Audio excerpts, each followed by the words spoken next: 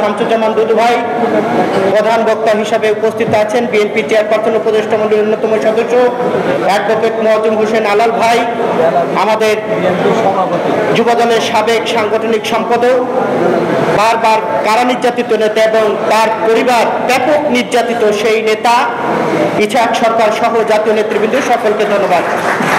যেহেতু আমাদের সময় হয়ে যাচ্ছে, বক্তব্য দেওয়ার কিছু নেই, দুটি কথা বলে আমি বক্তব্য শেষ করতে চাই।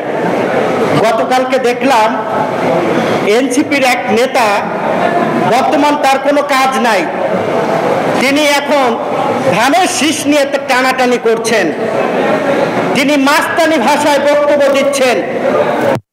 আমি সাজ্জিদ সাহেবকে বলতে চাই, আমি একজন রাজনৈতিক কর্মী হিসাবে আপনাকে বলতে চাই, বিজ্ঞ রাজনীতিবিদ, বিজ্ঞ রাজনৈতিক দল, তাদেরকে সম্মান করতে হবে। আপনারা বিজ্ঞ রাজনীতিবিদ না, বিজ্ঞ সম্মানিত ব্যক্তি নয়। আমি ব্যক্তিগত রিপন যতবার কারাগারে ছিলাম, যত নির্যাতিত হয়েছি, যতবার রিমান্ডে গিয়েছি, ততটা ভাতও আপনি খান নাই। শহীদ প্রেসিডেন্ট জিয়াউর রহমানের গণদল সেই ধানের শীষ নিয়ে টানাটানি করবেন না।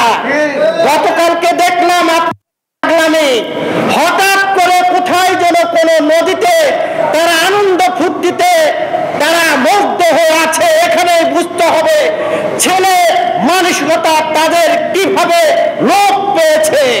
আমি তাকে বলতে চাই, আপনি তো ছাত্রলীগ থেকে এসেছেন, আপনি তো মরহুম শেখ মুজিবুর রহমানের যে প্রশংসায় বক্তব্য দিয়েছিলেন, আজকে যেহেতু সেই নৌকা ভেসে গিয়েছে দিল্লিতে, সেই দিল্লির নৌকা এনে আপনি আপনার দলের প্রতীক হিসাবে নেন, বাংলাদেশের জনগণ মেনে নেবে।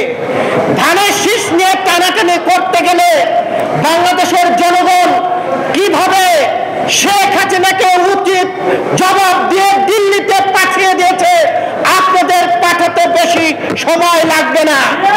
আর একটি কথা বলে শেষ করতে চাই, একটু আগে দেখলাম এনসিপির এক নেতা বলেছেন তিনি নাকি 15 বছর নির্যাতিত হয়েছেন।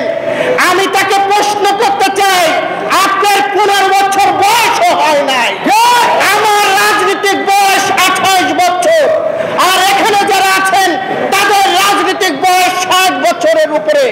কাজেই এমন কোনো কথা বলবেন না যেটা জাতীয় রাজনীতিতে মানানসই হবে না। জাতীয় রাজনীতিবিদ হয়েছেন, জাতীয় রাজনীতিতে নাম লিখিয়েছেন, কথাবার্তা হুশ করে বলা উচিত, তা না হলে ভারতে আপনাদেরকে পাঠাতে বাধ্য হবে এই দেশের জনগণ। সকলকে ধন্যবাদ জানিয়ে